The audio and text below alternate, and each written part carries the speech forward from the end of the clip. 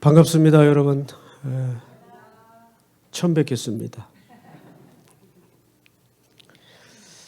일부 때도 그랬지만 저는 샬롯이라는 도시를 처음 와봤어요. 그리고 샬롯 열린 교회도 처음 와봤고, 근데 오자마자 담임 목사님 다음 주 사임하신다고 그러고 교회 분위기가 좀 뒤숭숭하네요. 또 이제 새 담임을 또 청빙하는 정말 중요한 일과도 남았고, 그래서 어떻게 설교를 해야 되나 머리가 굉장히 복잡했어요, 사실은. 그래서 떠나는 또 목사님에게도 용기가 되고, 또 남겨져서 새 담임을 모셔야 되는 여러분들에게도 큰 격려가 되어야 되는데, 하나님께서 선하게 모든 과정을 살피시고 인도하실 줄을 믿습니다. 잘생긴 사람, 학벌 절대 이런 거 기준하지 마시고, 딱 목사님 같은 분 찾으면 돼요. 이렇게 쥐었다 놓은 것처럼. 목사가 너무 잘생기면, 죄송해요 목사님, 얼마나 보기 좋아요. 남자는 저렇게 생겨야 돼요. 사모님이 누군지 모르지만 해안이 있어요, 해안. 남자가 너무 잘생기면 교인들이 주부에다가 그 사람 얼굴 그리고 있어요. 그 인물 감상하느라고 설교도 잘 안 들어오고 아주 복음적인 얼굴이에요.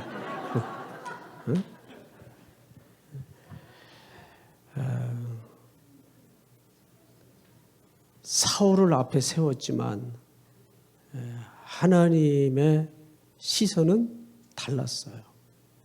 키도 조그맣고 그런 다윗을 하나님께서 찾아 세웠죠. 늘 하나님의 일은 신묘막측합니다. 자꾸 이 사람 저 사람 찾지 마시고 온 교회가 기도해서 딱 한 사람만 세우세요. 두 사람 놓고 결선 투표하듯이 그러면 교회가 나누어집니다. 이 사람 좋을 수도 있고 저 사람 좋을 수도 있잖아요.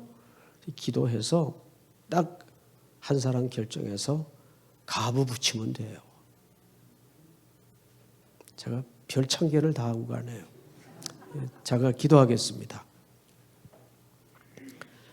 하나님, 이제 이 땅의 소임을 다 마치고 고국으로 출발하는 목사님의 남은 순례길에도 복을 더하시고, 또 여전히 이 땅에 나그네로 살며 샬롯 열린 교회를 신앙의 둥지로 삼아 또 새로운 리더를 모셔야 되는 교우들에게도 하늘의 지혜를 주셔서 사람의 편견, 사람의 시선 다 내려놓게 하시고 다윗처럼 하나님의 마음에 합한 자가 샬롯 열린교회 귀한 종이 될 수 있도록 이끌어 주시옵소서.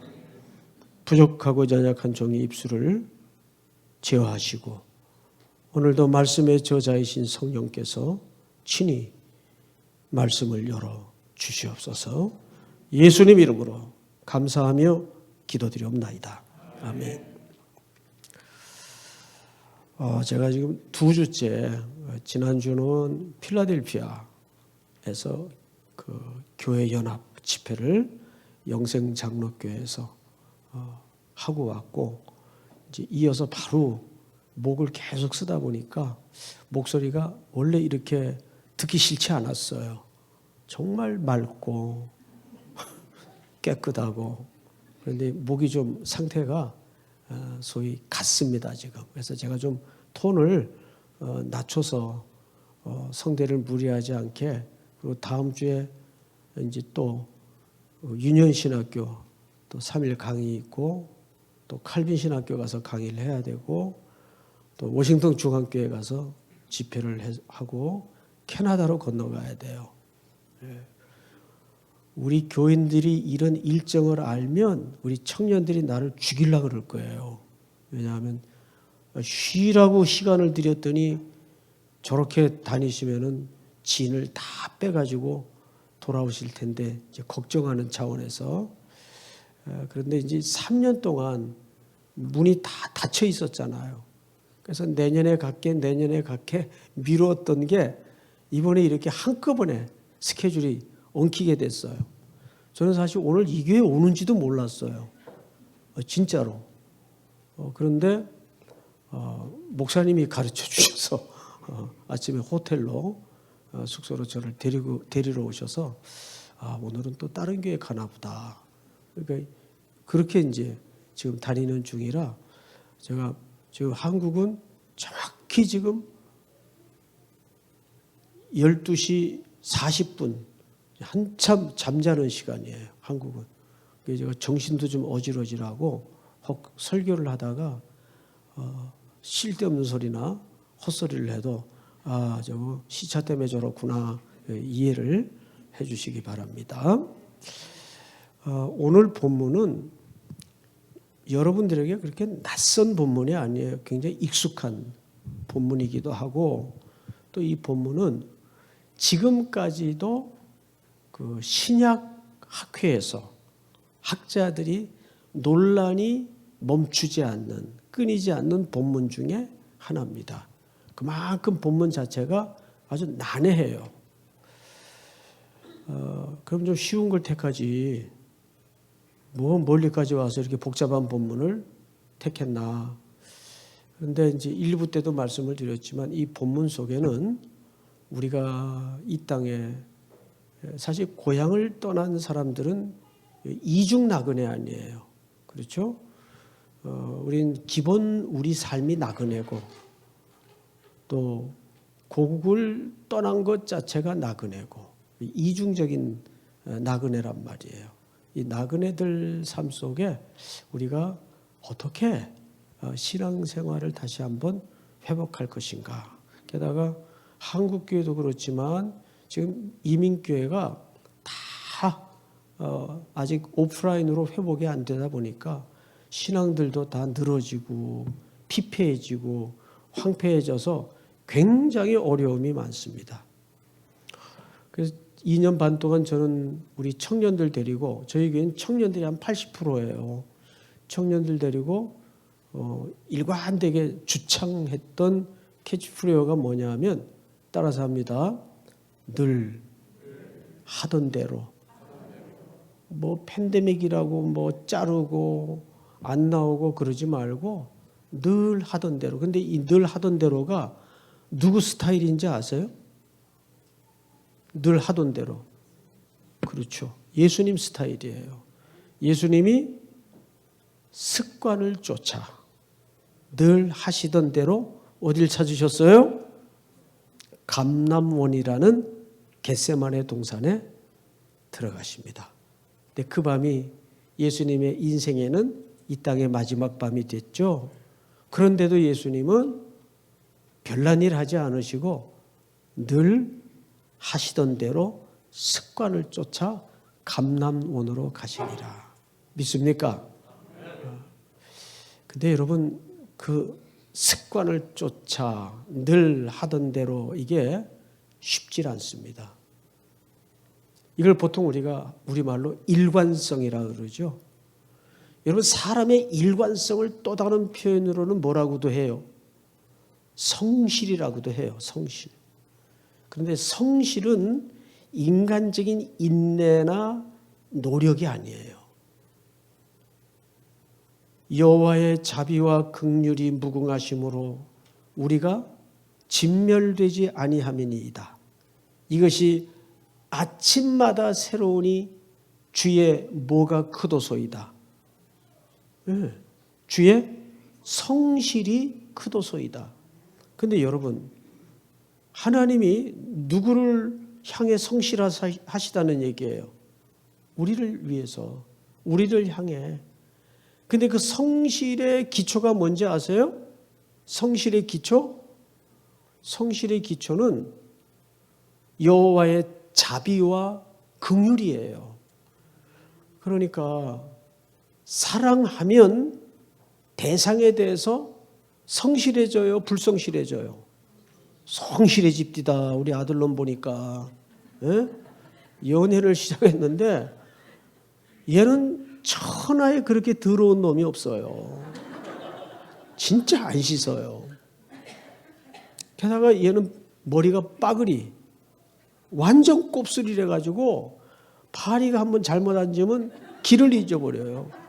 그럴 정도로 머리가 빠글빠글한 아이인데 그렇게 안 씻어요. 옷 갈아입으라고 주면 입었던 옷에 넌닝구 색을 그냥 입어요. 그런 애가 어디 있어요. 그런데 한 3, 4년 전서부터 교회에서 자매를 사귀기 시작했어요. 자매를. 그때부터 매일 샤워를 하고 아침마다 대가리를 감고 하루도 안 빼고 성실해지더라고요. 그때 저는 그 아이에게 큰 걸 배웠어요. 성실은 인간적인 인내를 얘기하는 게 아니고 인간적인 열심을 얘기하는 게 아니고 그 기초가 뭐라고요? 사랑이에요. 여호와의 자비와 긍휼이 무궁하심으로 우리가 진멸되지 아니함이니이다. 이것이 아침마다 새로우니 주의 뭐가 크도소이다? 성실이. 그래서 주님을 정말 사랑하게 되면 예배도 나왔다 안 나왔다 가능해요. 이게 온라인으로 예배 드리는 분들 빨리 나오세요. 이거 다 보고 있죠 지금 유튜브로. 저기 목사님 그 몇 명 들어왔나 지금 한번 체크해 보세요. 13명 13분 이번 주부터 나오세요. 5시에 남북교회로 오시든지 나오세요. 왜 거기서 자꾸 예배를 드려요? 물론 사정이 있는 분들이 있어요. 직업상의 특수성이라든지 이런 경우는 사정이 있겠지만 이제는 목사님 저거 목사님 가시지 이제 뭐 얘기해봐요. 예? 장로님 저거 이제 저기 오프라인 이제로 전부 전환시켜야 돼요. 저도 지금 이 시점을 고민하고 있어요.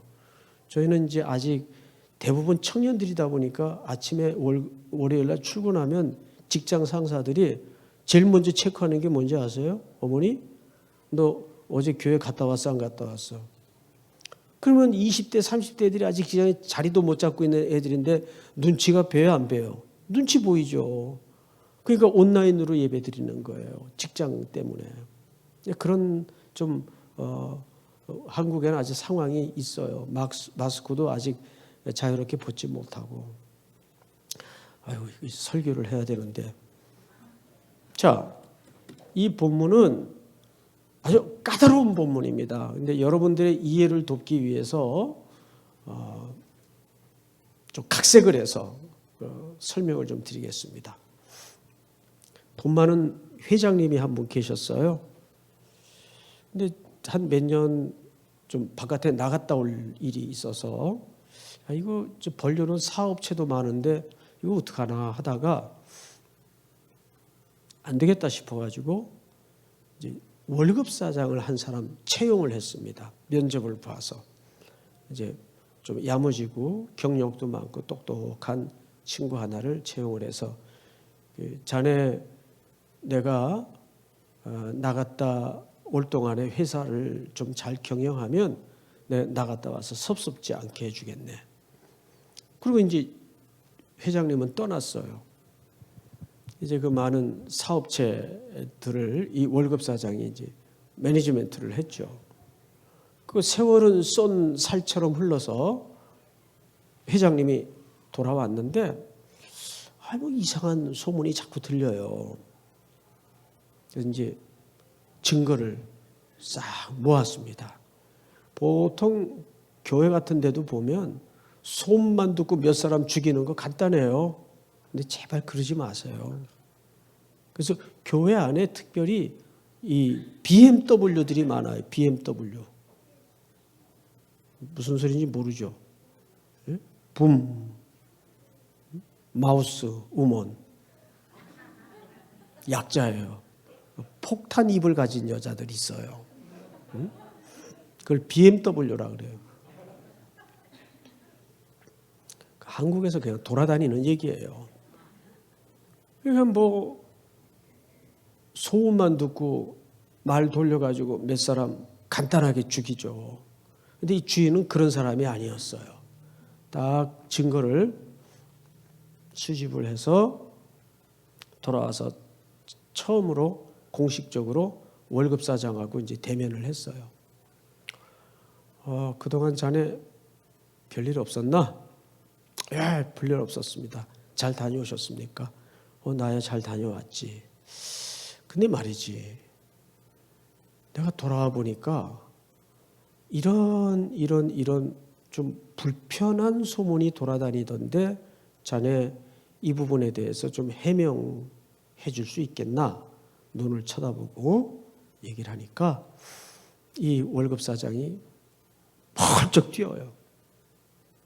회장님 섭섭합니다. 아니 나는 회장님을 대신해서 정말 경상도 말로 쇠가 빠지도록 일한 것밖에 없는데 돌아와서 겨우 사람 이렇게 의심하깁니까? 팍 성질을 내요. 그때 회장님이 그동안 수집한 이 증거를 딱 앞에 내놔요.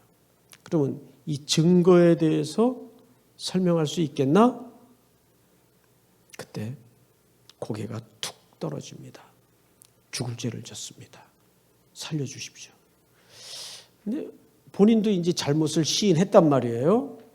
그러면 저 같으면 당장 해고입니다. 파이어 시켜요. 저 같으면. 근데 이 주인이 단수가 훨씬 높은 사람이에요. 도둑도 도망갈 길을 열어놔야 안 다쳐요. 막다른 골목이면 돌아서서 덤빕니다. 찌릅니다. 흉기로. 제가 한 번 젊을 때 그런 경우를 당해서 혼이 난 적이 있어요. 도둑 잡으려다가. 그러니까 이 주인이 얼마나 지혜로운 사람인가 하면 자네가 자네 입으로 시인을 했으니까 지금 10월 말이니까 9월 말이니까 10월, 11월, 12월 3개월 기간을 줄 테니 연말까지 기간을 줄 테니까 자네 저질러 놓은 일 다 정산하고 모든 거 제자리 돌려놓고 그 다음에 회사를 사표를 내도록 하게. 그러면 이 월급 사장한테 지금 몇 달의 유예가 생긴 거죠? 석 달 유예 기간이 생긴 거예요. 공은 월급 사장한테 넘어갔어요. 이제 머리가 깨지게 아프기 시작합니다. 어떡하나? 이걸 어떡하나? 이걸 어떡하나? 두 가지 고민이 생긴 거예요. 첫째는 빌어먹자니 부끄럽고, 그럼 내가 명색이 뭐 남의 집살이는 했지만 월급 사장 아니에요. 근데 하루아침에 구걸하러 다닐 수가 없어요. 빌어먹자니 부끄럽고, 그리고 이 빌어먹는 것도 아무나 그렇게 빌어먹을 수 있는 게 아니에요. 이거 보통 용기가 필요한 게 아니에요. 이 이탈리아 같은 데는 그 시내에 아무나 거지가 못 됩니다. 면허가 있어요. 거지 면허. 실제. 내가 그 기사를 보고 깜짝 놀랐어요. 또 두 번째 고민이 뭐냐면 땅을 파자니 힘은 없고, 우리 한국 사람들이 그 잘못된 게 뭐냐면 노동을 해서 땀 흘려 벌어먹고 사는 사람들을 경시하는 습관이 있어요. 그건 잘못된 생각이에요. 여러분, 이 땀을 흘려 벌어먹고 산다는 게 얼마나 숭고한 태도인지 아십니까? 근데 그것도 아무나 하는 게 아니에요. 빌어먹자니 부끄럽고, 두 번째는 땅을 파자니 내가 스트롱하지 못하고. 제가 어느 교회에서 부목사 생활을 하댔는데 빌라가 사택이에요. 3층에 제가 살던 집이 있었어요. 한날은 밖에서 어머니가 부르는 소리가 들려요. 송 목사. 그래서 이제 누워 있다가 추리닝 바람으로 이렇게 아래를 내려다봤어요. 그랬더니 어머님이 삽을 들고 내려오래요. 왜 어머니? 내려와 글쎄요. 저희 어머님은 이북분이신데 설명을 안 해요, 그냥. 네. 그 속이 터져요. 그래서 또 싸우기 싫어서 예, 알았어요. 그리고 이제 맨발로 슬리퍼를 신고 추리닝 입은 채 방금 누워서 뒤적뒤적거리다가 이제 내려간 거예요. 어머님이 삽을 하나 들고 계세요, 이거. 그래서 삽을 저한테 건네주시더니 화단 옆에 땅을 좀 파래요. 뭐 하시게요? 그랬더니 그때가 11월이었는데 이제 날 추우면 김장해야 되는데 여기다가 독 묻어야 된대요. 김장 묻으려고. 너 오늘밖에 월요일 날 쉬니까 너 이 땅 파래요. 그래서 발로 흙을 요래 해봤더니 흙이 뭐 화단 흙이니까 보드랍고 팔 것 같더라고요. 그래서 어머니 그거 주세요. 삽. 그래가지고 이제 삽을 콱 찍어가지고 삽 있으면 그 어깨 축지 있죠, 이렇게 어깨 축지. 그래서 그걸 콱 찍었어요. 이대로 병원 갔다 왔어요. 이대로 인대가 투둑 그러더니 인대가 두 줄이 나간 거예요. 두 줄이. 그러니까 아무 스트레칭도 안 하고 방금 누워 있다가 갑자기 힘을 주니까 여기가 그냥 나가버린 거예요. 그래서 열흘을 자빠져 있지도 못하고 엎어져 가지고 그러고 치료를 받은 적이 있어요. 크게 이게 끊어져 가지고 인대 끊어지면 그 위험합니다. 그래서 이쪽 다리가 제가 지금도 운동을 꾸준히 하고는 있지만은 이쪽 다리보다 힘을 많이 못 써요. 정상적으로 생활은 하지만은 아주 큰 경험을 했어요. 여러분 힘 쓰는 게 아무나 쓰는 게 아니에요. 예? 땅을 파자니 힘은 없고 빌어먹자니 부끄럽고 어떡하나 하다가 머릿속에 전구따마가 팍 켜졌어요. 아이디어가 떠오른 거예요.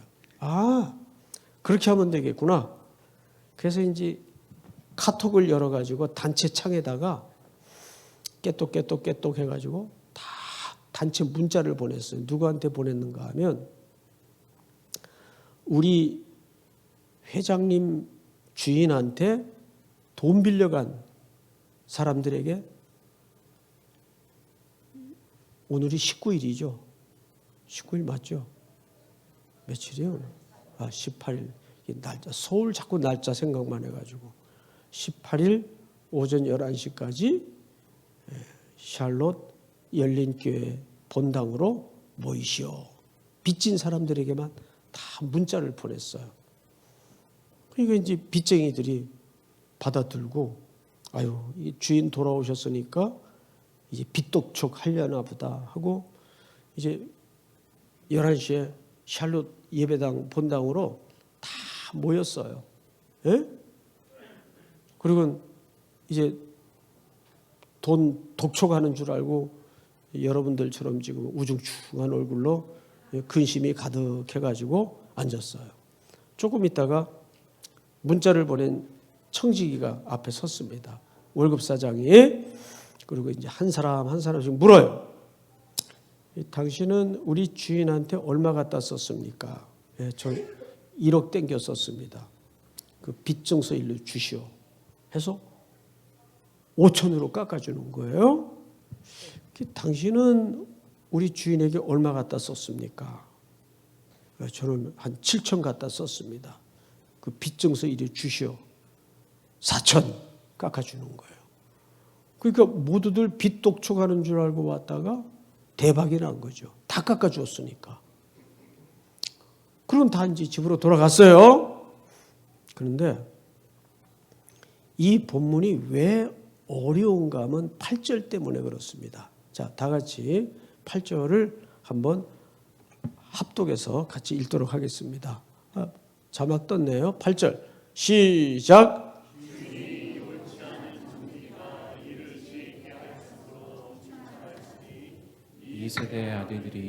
이 시대에 있어서는 빛의 아들들보다 더 지혜로우니이다.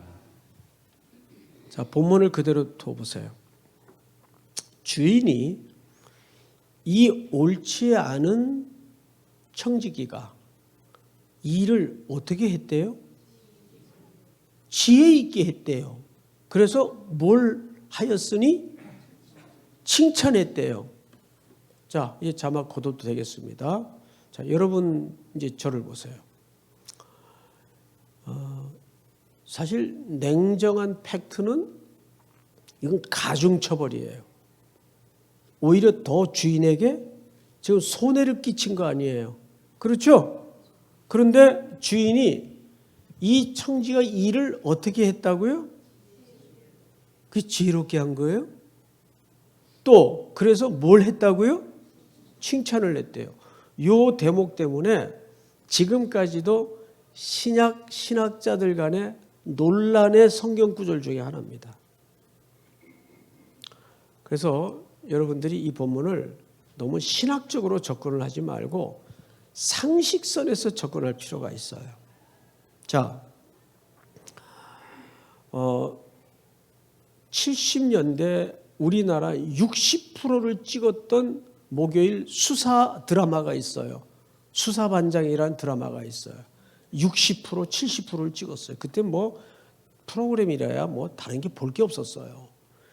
거기 누가 나오는가 하면 최불암 씨, 김상순 씨 이런 분들이 이제 반장으로 형사로 나오던 드라마인데 그런 수사반장 같은 걸 보면 뭐 형사 콜롬보 정말 옛날 사람이죠.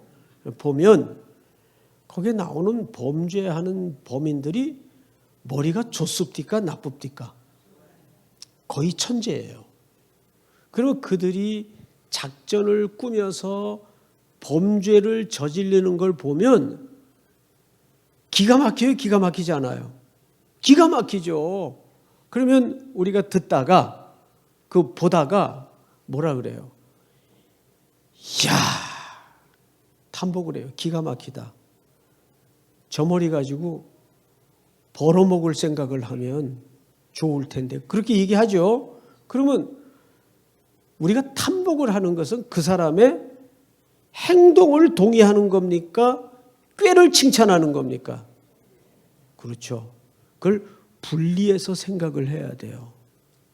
그러니까 여기서도 주인이 지혜라고 한 말은 뭐냐 하면 이게 지혜라고 번역이 됐는데 우리가 이해하는 그런 지혜를 말하는 게 아니에요. 그 사람의 뭐예요? 꾀를 칭찬한 거라고요. 그 사람의 행동을 동의한 게 아니고 왜 우리도 뉴스에 그렇게 뭐 사기치는 사람들 잡혀서 나오는 거 보면 그 과정을 나중에 수사 발표를 들어보면 진짜 원더풀이에요. 어떻게 그렇게 사기를 쳐요? 저도 이 목사들이요 이렇게 혼자서 뭐 이렇게 앞에 설교도 하고 잘난 체하고 떠들지만은 목양실에 앉아가지고 사기당하는 게 한두 건이 아니에요. 멍청해가지고 그렇게 사기를 당해요. 저도 사기 많이 당했어요. 그러니까 그 꾀를 당할 수가 없어요. 그 제가 한 번은 헐딱 속아가지고 우리 행정 목사님 등짝을 때렸어요. 유쾌해가지고.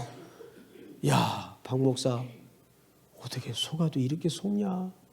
그리고 그 친구 등짝을 때렸어요. 너무 통쾌해가지고.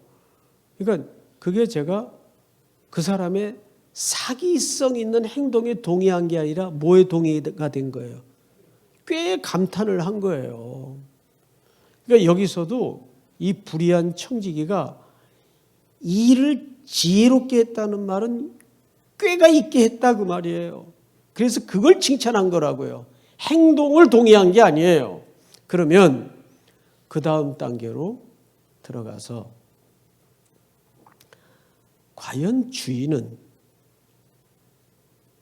어떤 꾀를 칭찬했을까? 어떤 꾀를 칭찬했을까요?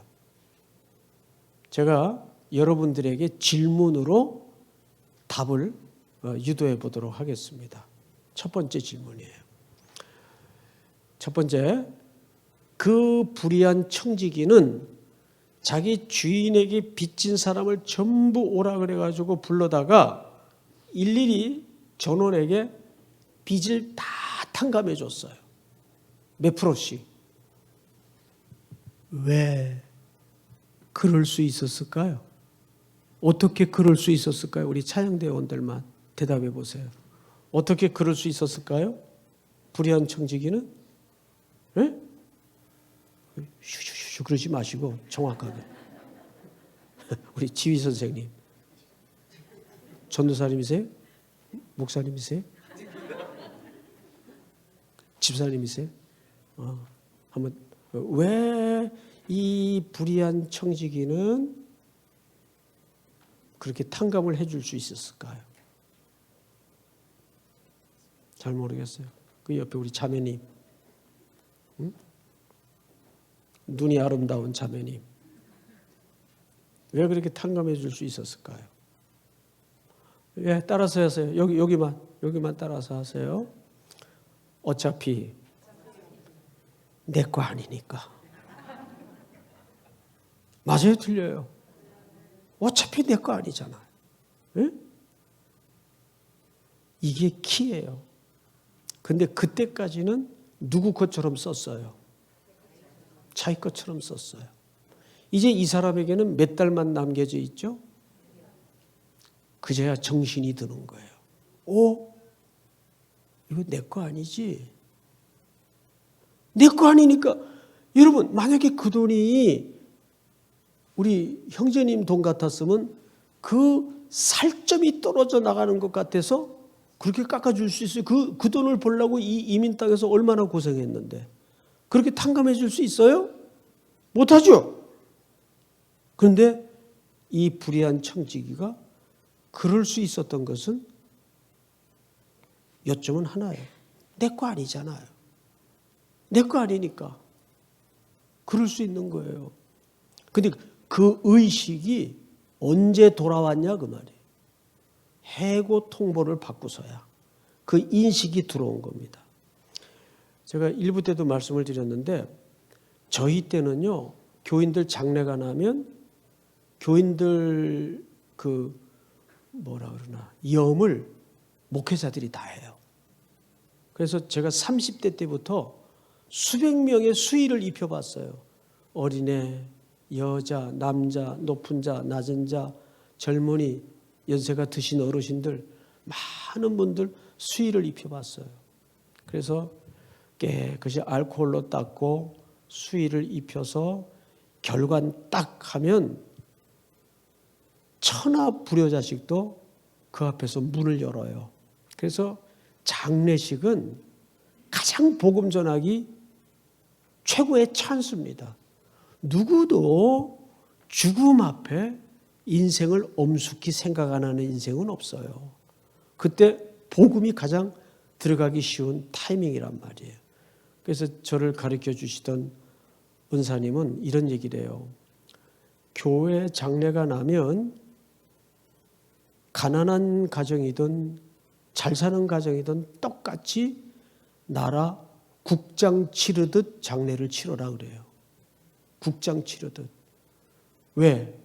그때만큼 복음을 전하기 쉬운 기회는 없거든요. 그런데 그 얘기를 하려는 게 아니라 그렇게 많은 죽은 자들에게 옷을 입혀봤는데 공통점이 있어요. 그 죽은 자들이 입고 가는 옷에는 호주머니가 없어요. 귀떨어진 동전 하나 못 가져가요. 다 놓고 갑니다. 빌 게이츠도 놓고 갈 거고, 예? 다 놓고 가요. 아무도 1달러도 가져가지 못해요. 여기서 이 불의한 청지기 이야기를 통해서 드러내고자 하는 게 이 핵심이에요. 나는 제일 답답한 사람들이 누구냐 하면 자기는 평생 쓰지도 못하고 모으기만 해. 그런데 그거 모아놓으면 나중에 누가 다 씁니까? 자식하고 남들이 다 써요. 제가 이걸 언제 깨달았는가 하면 IMF가 탁 터졌을 때 경제 주권을 빼앗겼잖아요. 대한민국이 심각했습니다. 그때 제1금융권 이자를 15% 20%짜리를 썼어요. 교회 건축을 하는데. 그런데 저희 동네가 그 가난한 운막집 같은 걸로 가득 찬 달동네였습니다. 거기 제일 부자가 약국 가는 사람, 그 사람 외에는 부자가 없었어요. 그런데도 2년 동안을 예배당을 짓는데 한 번도 돈 때문에 걱정해 본 적이 없어요. 부자도 없다면서 어떻게 해? 예. 은행에 가니까 올빵한 부자들이 맡겨놓은 돈이 천지빛깔이로 쌓였어요. 은행에 가니까. 그러니까 이자만 내면 막 갖다 쓰라 그래요. 그래서 막 갖다 썼어요. 그러니까 여러분, 제가 그때 깨달은 게 뭐냐면, 이게 돈을 갖고 있는 사람이 임자가 아니라 쓰는 놈이 임자구나. 장로님, 그래요 안 그래요? 예? 돈 갖고 있으면, 뭐 은행에 내 돈 뭐 몇백만 불 저축돼 있다. 그럼 그 뭐 매일 가서 세 끼 뜯어먹고 살 거예요, 그거? 거기 그냥 있다. 그거 왜 아무것도 없어요? 어디 내 땅 수십만 평이 있다. 그러면 거기 가서 뭐 매일 뒹굴고 잘 거예요? 예? 거기 그냥 있는 거예요, 그냥. 예? 그때 제가 깨달은 게, 이게 쓰는 놈이 임자구나. 돈은 쓰는 것만 내 돈이에요. 이해가 돼요? 쓰는 것만 내 거예요. 어디 있다? 그건 내 돈 아니에요. 그리고 돈 버는 사람들은 돈 버느라고 돈 쓸 시간이 안 돼요. 저 엄한 놈들이 다 갖다 쓰지. 예? 자식들하고. 그래서 이 불의한 청지기를 통해서 배울 게 뭐냐 하면, 이건 내 거 아니지. 이게 훅 들어온 거예요. 자, 두 번째 질문이에요. 이 청지기는 왜 빚진 사람들을 불러다가 그렇게 깎아줄 수 있었는가? 두 번째 이유가 있어요. 성경을 마저 보십시다. 성경을 보시면 몇 절을 보시는 거 아니? 4절 우리 다 같이 한번 읽어볼까요? 4절 시작. 이렇게 하면 직분을 빼앗긴 후에 사람들이 나를 자기 집으로 영접하리라. 여기 보세요. 이 두 번째 지혜가 뭐냐면 청지기가 그렇게 해줄 수 있었던 것은 그렇지.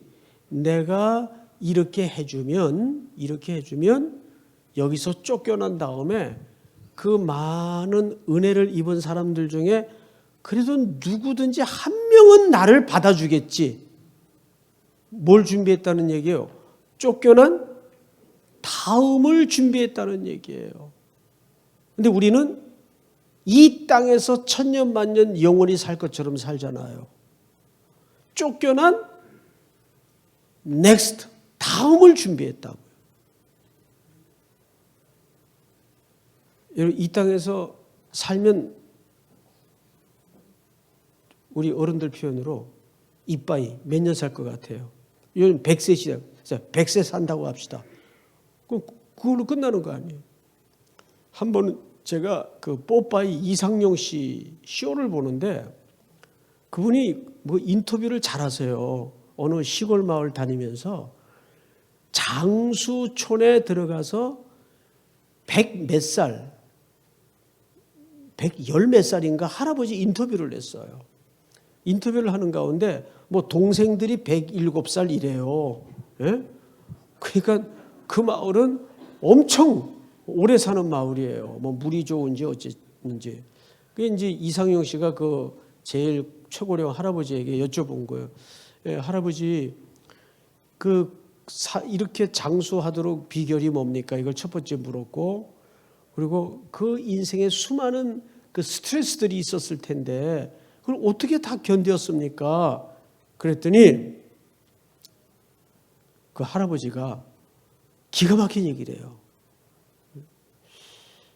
그냥 냅두니까 다 죽대. 그래요. 네? 웃는 사람들은 포인트를 아는 사람들이에요. 이 줄은 왜 그래요? 뭐 화났어요? 네? 웃으라고 얘기를 하면 좀 웃으세요. 냅두니까 다 죽대 그래요. 그래서 그 말을 듣고 얼마나 어이가 없던지.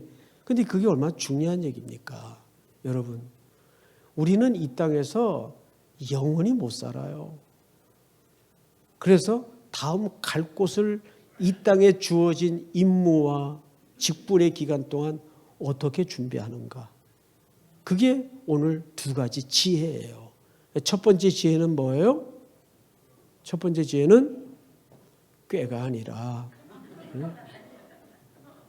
꾀가 아니라, 말씀을 잘 들으셔야 돼요. 첫 번째 지혜는 내 것이 아니다. 내 것이 아니다.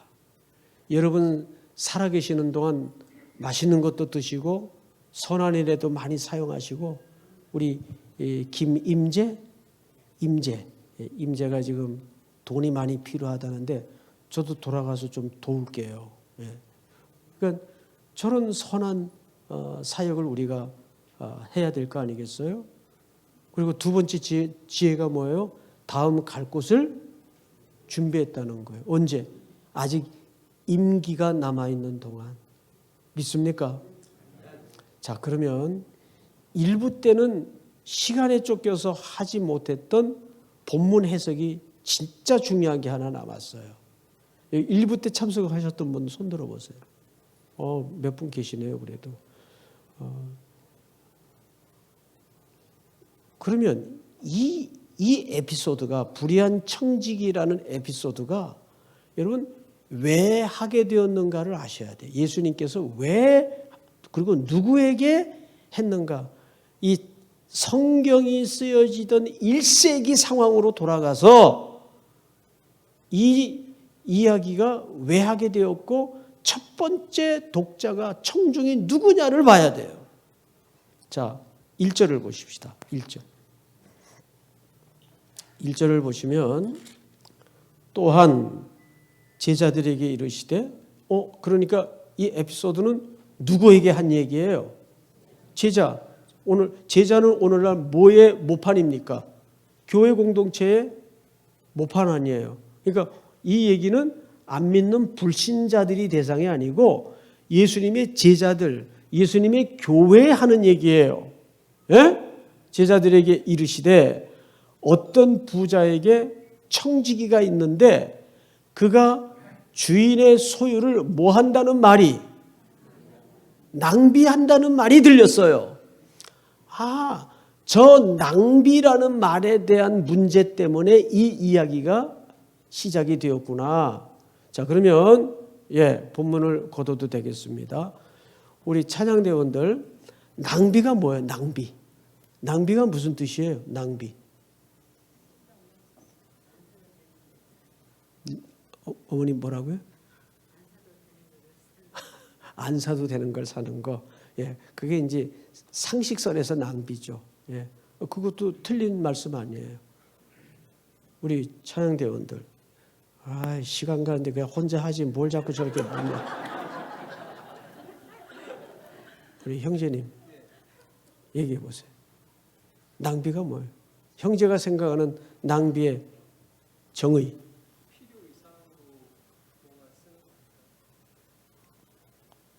그렇죠. 필요 이상으로 뭔가를 쓰는 거.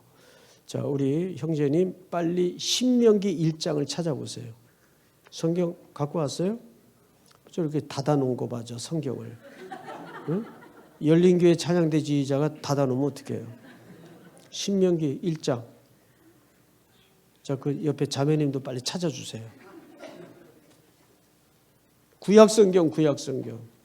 신명기 1장. 자, 우리 저기 자막 띄울 수 있나요? 우리 목사님 신명 찾았어요? 1장 1절서부터 3절까지 큰 소리로 한번 읽어보세요. 이는 모세가 요단 저쪽 숲 맞은편에 아라바 광야 곧 바란과 도벨과 라반과 하세롯과 기사합 사이에서 이스라엘 무리에게 선포한 말씀이니라. 호렙산에서 세일산을 지나 가데스 바네아까지 10하루길이었더라. 40째 해 11째 달 그 달 첫째 날에 모세가 이스라엘 자손에게 여호와께서 그들을 위하여 자기에게 주신 명령을 다 알렸으나 네, 수고하셨어요. 우리 저기 뒤에 방송실 자막 좀 띄울 수 있나요? 신명기? 걸릴 것 같아요. 그럼 두세요. 자, 여러분 지금 우리 형제님이 보시면 2절에 호렙산을 지나, 그 다음에 뭐라고 돼 있죠?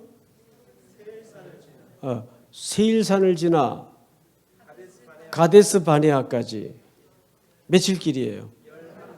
자, 여러분 이 코스가 지도를 보면 홍해를 건너서 호렙산에서 가데스 바네아까지 바로 가나안 직전 거리입니다.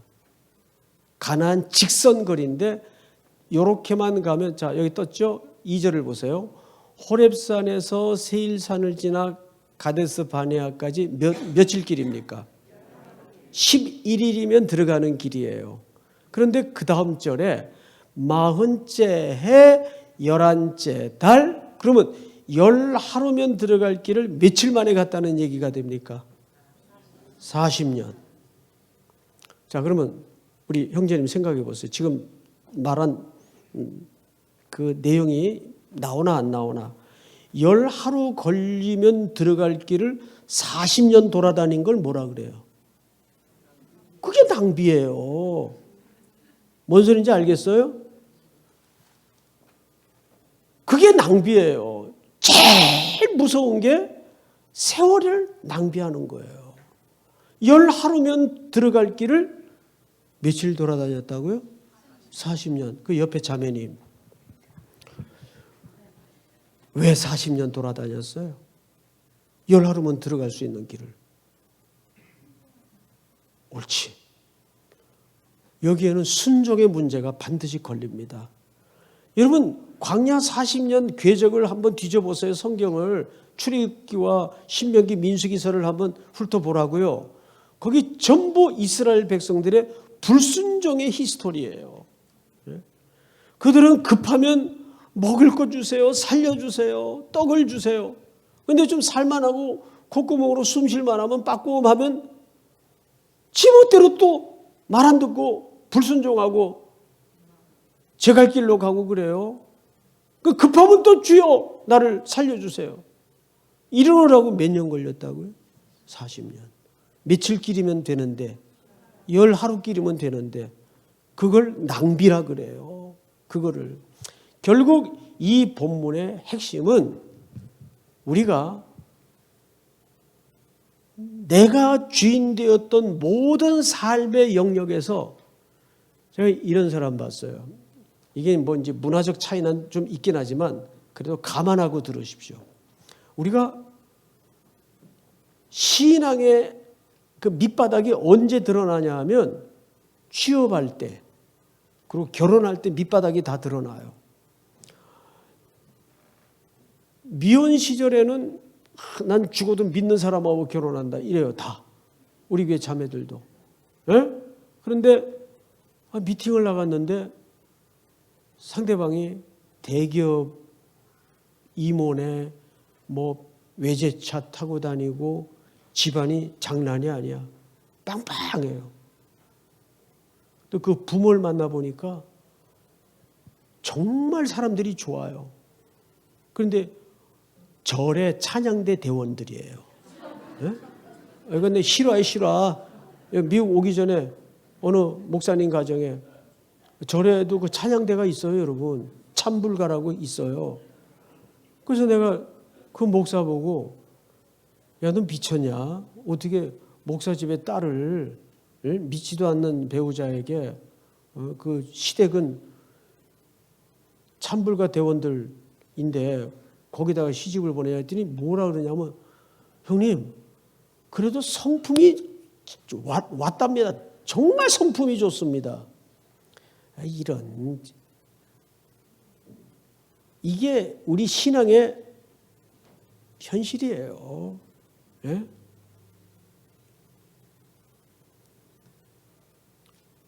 어느 자매는 아주 가난한 신학생을 배우자로 맞아서 아버지한테 시집 간다고 얘기를 했어요.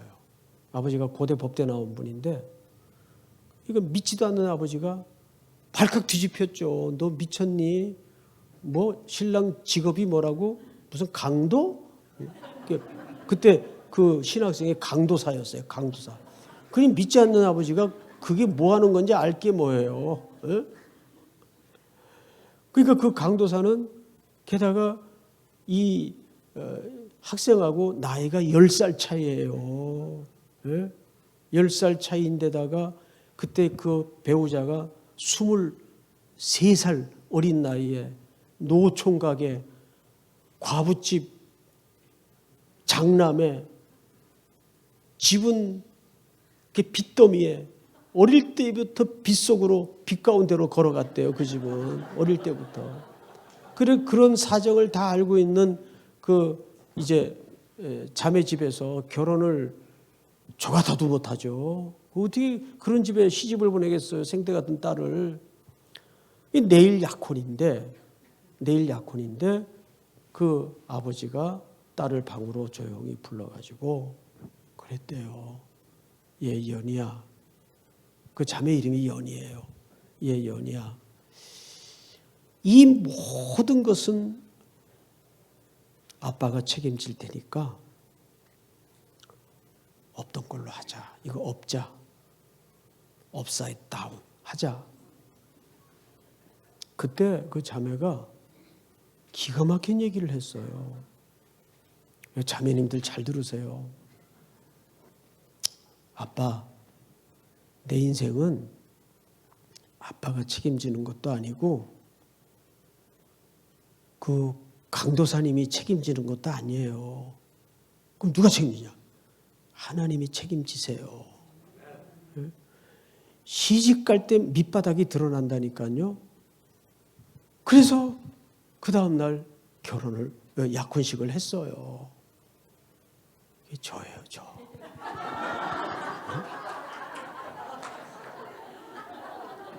이런 얘기까지 안 하려고 그랬는데 우리 다 일어나십시다. 우리 내가 주인 삼은 모든 것 내려놓고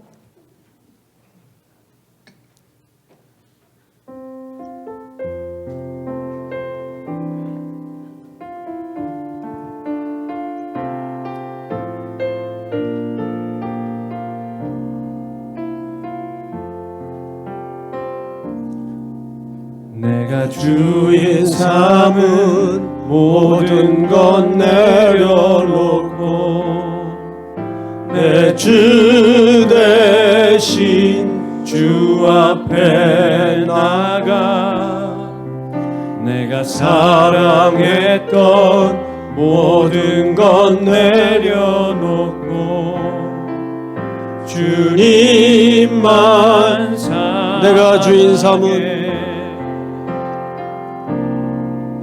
내가 주인 삼은 모든 것 내려놓고 내 주 대신 주 앞에 나가 내가 사랑했던 모든 것 내려놓고 주님만 사랑해 주 사랑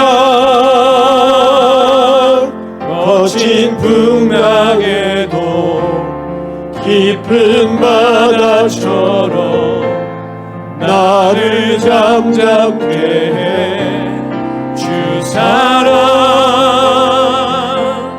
내 영혼의 반석 그 사랑 위에 후렴만 다시 합니다. 사랑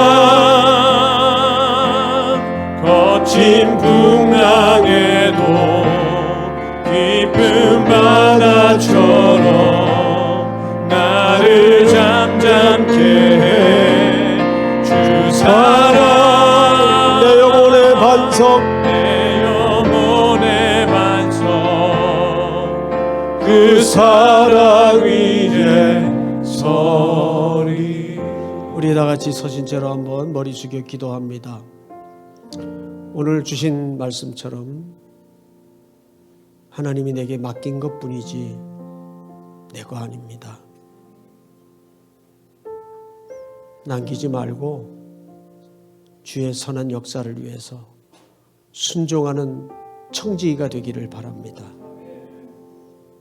그 일들을 통해 다음 갈 곳을 예비하는 지혜로움이 있기를 바랍니다. 우리 담임 목사님 나오실 때까지 주여 한번 부른 다음에 소리 내어 통성으로 기도합니다.